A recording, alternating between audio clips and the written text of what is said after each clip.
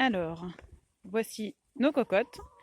Donc il y a une quinzaine de poules qui sont donc des poules de réforme qu'on a récupérées d'un élevage bio, hein, puisqu'à priori à partir d'un an ils sont peut-être plus rentables, ou en tout cas ils pondent plus assez pour l'industrie. Chez nous elles pondent très bien, on a une dizaine d'œufs par jour, donc c'est largement suffisant pour notre consommation.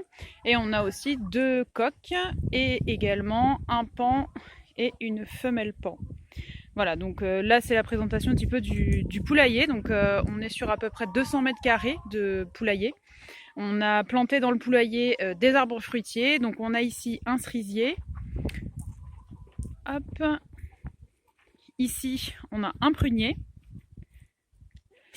Là on a un perchoir qui a été fait pour les poules. Donc elles aiment bien se percher généralement dessus.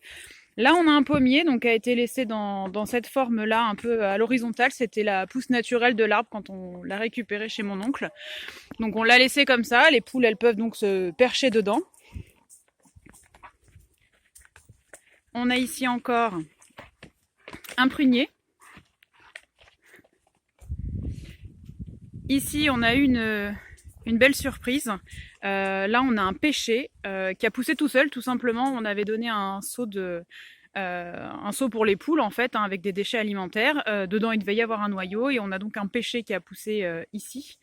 Et on a aussi un petit abricotier qui a poussé ici. Donc l'abricotier, lui, va être déplacé, puisqu'il y a ici un énorme noisetier qui prend beaucoup de lumière et qui lui laisse pas la place de pousser. Donc on va le déplacer. Hop. Et on a également, au fond, ici donc un cognacier. Et donc là, je ne sais pas si on arrive à se rendre compte de l'envergure du pêcher, mais il est déjà immense. Donc ça avait plusieurs intérêts pour nous de mettre des arbres fruitiers dans le poulailler. Donc déjà, tout simplement pour nous, avoir des fruits. Les fruits tombés au sol peuvent servir de complément, hein, pour l'alimentation des poules. Et également, tous les fruits par terre vont attirer des petits insectes qui eux-mêmes vont servir à l'alimentation des poules. Et autre point important, le fait de leur avoir mis beaucoup d'arbres, c'est que par exemple, comme cet été, on a eu une grosse canicule, elles n'ont pas été aussi impactées que des poules qui auraient été dans un endroit complètement en plein soleil. Donc l'ombre aussi, c'est très important pour elles. Après, on a des cuves branchées sur les gouttières pour récupérer l'eau de pluie et leur donner à boire. Donc elles vont être remplacées d'ici peu par des cuves opaques pour éviter justement le verdissement de l'eau. Et après, on a l'intérieur du poulailler, donc qui est assez, je pense, assez spacieux. Donc on a les pondoirs, donc là une petite poule qui est en train de pondre, les perchoirs, hop. Et ici, un petit peu d'espace de stockage et de rangement. Donc le poulailler n'est pas complètement exploité, puisqu'on n'a que 15 poules. Donc elles ont largement la place, hein, pour elles 15 dans le poulailler.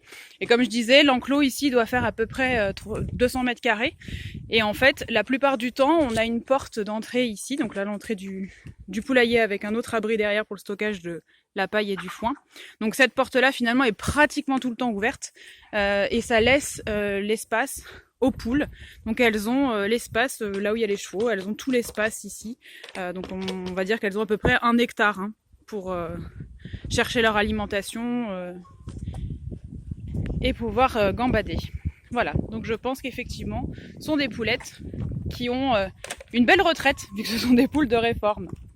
Voilà pour le poulailler.